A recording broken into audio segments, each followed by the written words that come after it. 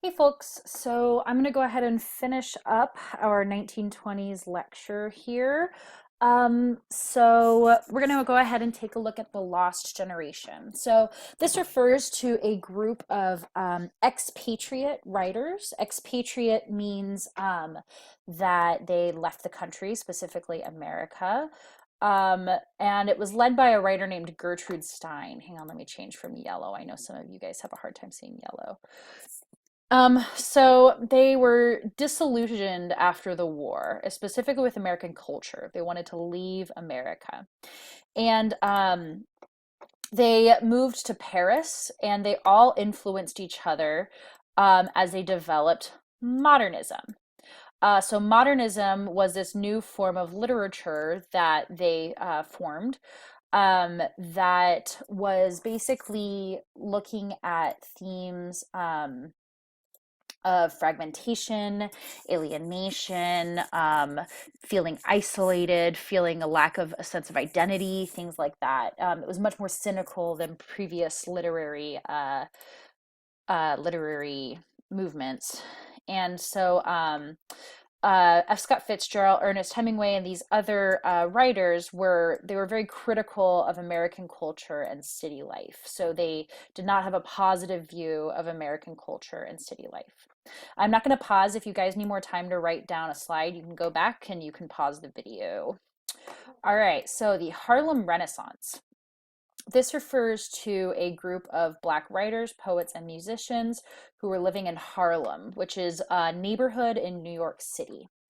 Um, so Harlem became the largest Black community in the world during the 1920s, specifically. Wow, I tried to write 1920s there, and that looks horrible. This was obviously heavily influenced by the Great Migration because people were moving to New York in huge groups and gravitating towards Harlem. It was also influenced by the foundation of the NAACP in the late 1900s and the early civil rights movement.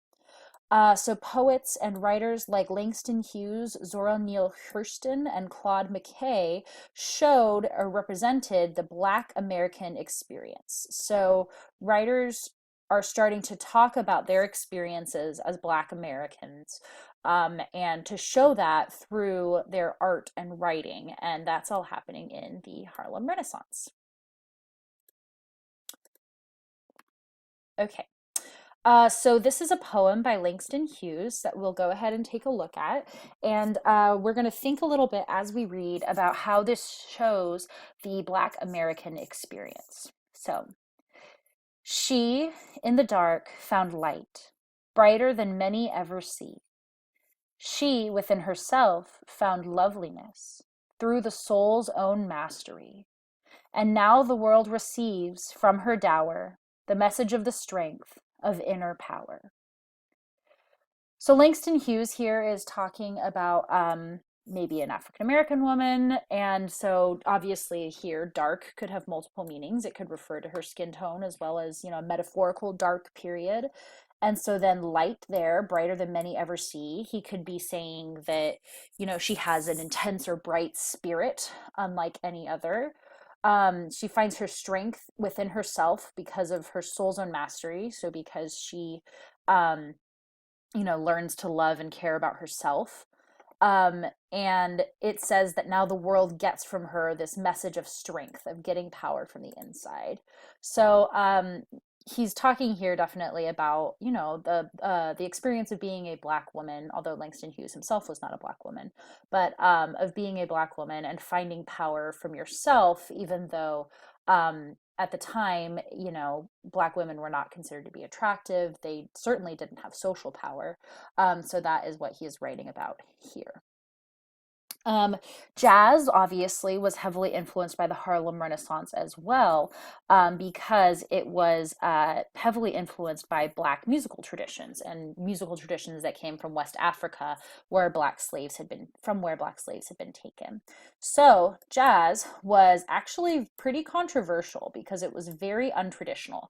A lot of people considered jazz to be inappropriate music, and we're going to start to see a trend of this as we get into rock music music and eventually hip hop, of these new music forms that are specifically influenced by traditional African music that are going to be kind of seen as inappropriate. The important thing about jazz is that it's improvisational and creative, meaning that um, a lot of it is not written down, a lot of it is made up, and it's really encouraged that you break outside of the mold while playing jazz. Jazz was heavily influenced by call and response in other African music traditions, like in the uh, oh gosh, the spirituals that we looked at earlier last year during the Civil War. And it also influenced avant-garde styles in art and writing because it was so experimental with music. And so people, that experimental or new guard style translated into art and writing as well.